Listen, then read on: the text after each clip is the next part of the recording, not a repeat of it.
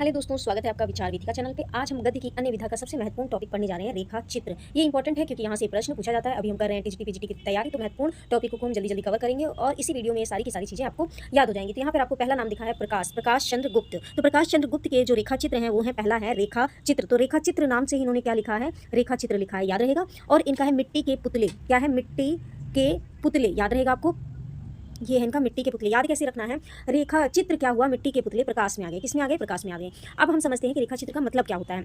तो आइए जानते हैं रेखा चित्र का मतलब। रेखा चित्र, अंग्रेजी में स्क्रेच ये शब्द दिया गया है। अंग्रेजी में स्क्रेच शब्द का हिंदी में पर्याय क्या होता है, रेखा चित्र होता है। इंग्लिश का एक शब्द है स्क्रेच, इसी का पर्याय क्या होता है, रेखा चित्र होता है। रेखा चित्र किसी व्यक्ति, वस्तु, घटना या भाव का कम से कम शब्दों में मर्मस्पर्शी, भावपूर्ण एवं सजीव अंकन है। ये क्या है, इसकी परिभाषा है। तो इसको भी आपको याद रखना है। कभी कभी आपको परिभाषा भी दे देगा तो पूछेगा किसकी है, तो रेखा चित्र की है।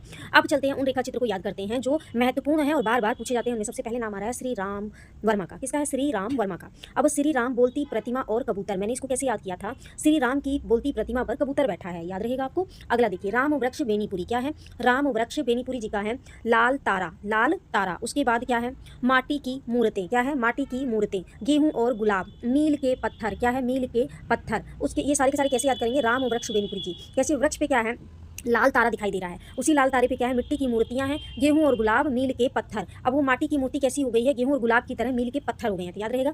अब देखिए अगला है यहाँ पे मिट्टी के पुतले। ये थोड़ा सा प्रकाश चंद्र गुप्त जी का ही है, तो यहाँ पे टाइपिंग मिस्टेक हो गई। आगे देखिए महादेवी वर्मा जी के।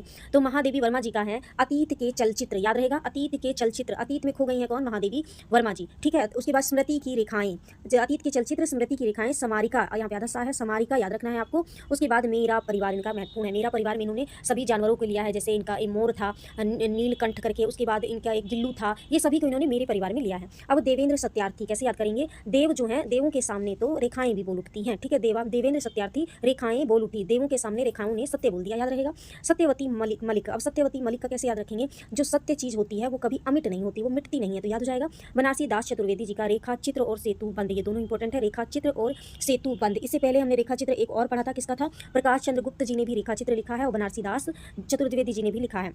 आगे देखिए विनय मोहन शर्मा। विनय मोहन शर्मा का इंपॉर्टेंट है रेखा और रंग। रेखा और रंग कब अच्छे लगते हैं, जब विनय हो, क्या हो, आपके अंदर विनय का भाव हो, तो रेखा और रंग अच्छे लगते हैं। उपेंद्र नाथ अश्क। उपेंद्र नाथ अश्क का रेखा चित्र है रेखाएं और चित्र। अब यहाँ देखिए रेखा और रंग है, रेखाएं और चित्र। कैसे याद रखेंगे, जब आंखों में अश्क भरा होता है तब चित्र क्या हो जाते हैं, धुंधले पड़ जाते हैं, याद रहेगा आपको। अब देखिए कन्हैया लाल मिश्र प्रभाकर का है माटी हो गई सोना, इनका इंपॉर्टेंट है, माटी हो गई सोना। उसके बाद दीप जले शंख, बाजे पायलिया के घुंघरू, याद रहेगा आपको। ये सारे के सारे इनके इंपॉर्टेंट है, माटी हो गई सोना, क्या हो गई है, माटी सोना हो गई है। उसके बाद है इनका दीप जले और शंख बजे। क्या है, दीप जले और शंख बजे, बाजे पायलिया के घुंघरू, बाजे पायलिया के घुंघरू। ये सब किसके हैं, कन्हैया लाल मिश्र प्रभाकर के हैं। आगे देखिए प्रेम नारायण टंडन जी का है रेखा चित्र। रेखा चित्र किस किसका हो गया, प्रकाश चंद्र गुप्त का हो गया, बनारसी लाल चतुर्वेदी का हो गया, और रेखा चित्र प्रेम नारायण टंडन, तीनों की रचनाएं एक जैसी हो गई। माखन लाल चतुर्वेदी जी का है समय के पांव। अब देखिए जगदीश चंद्र माथुर जी का है 10 तस्वीरें। क्या है, 10 तस्वीरें। विष्णु प्रभाकर जी का है कुछ रेखाएं कुछ और रेखाएं, कुछ शब्द कुछ रेखाएं, किसका है, विष्णु प्रभाकर जी का है, याद रखना है आपको, थोड़ा सा कम दिखाई दे रहा है। सेठ गोविंद दास।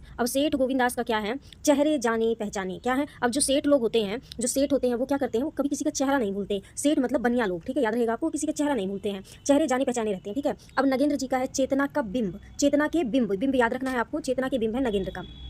कृष्णा सोबती का है हम हसमत। कृष्णा सोबती हमेशा हंसती रहती है, तो हम हसमत याद रखना। भीमसेन त्यागी ने आदमी से आदमी तक का ही त्याग कर दिया, ठीक है, भीमसेन त्यागी ने। उसके बाद गुलाब राय का इंपॉर्टेंट है ठलुआ कल्ब, ठीक है। गुलाब को किससे लेकर आओगे, गुलाब की खेती कर रहे हो तो उसको, उसके लिए तुम्हें ठलुआ कल्ब लेना पड़ेगा, याद रखना। ठलुआ मतलब कोई सामान ढोने वाली वस्तु, याद रख लेना। रामविलास शर्मा का है पंचरत्न, याद रहेगा। पंचरत्न किसका है, रत्न किसके पास है, रत्न उसके पास नहीं होगा, जो विलास होता है, जो आलस करता है, उसके पास रत्न नहीं रहता, याद रहेगा। रागे राघव के पास क्या है, 5 गधे हैं, ठीक है। राग क्या गा रहे हैं, राग गा रहे हैं कौन, राग अल्पाते ना गधे, तो उसको याद रखना, रागे राघव के पास है 5 गधे। हरिभाऊ उपाध्याय का मेरे हृदय, हरिभाऊ उपाध्याय का मेरे हृदय में कौन है, हरि है, याद रहेगा आपको।